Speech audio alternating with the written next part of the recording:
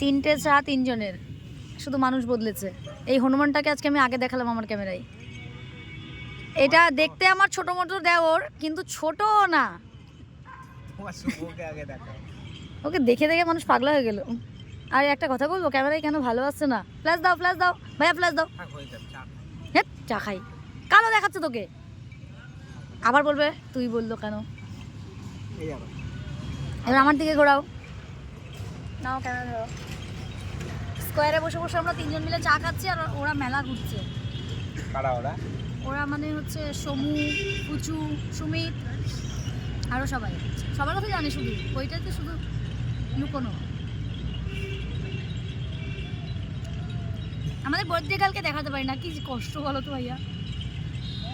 Gas নিয়ে চা খাচ্ছি। খাও খাও, খাও দাও।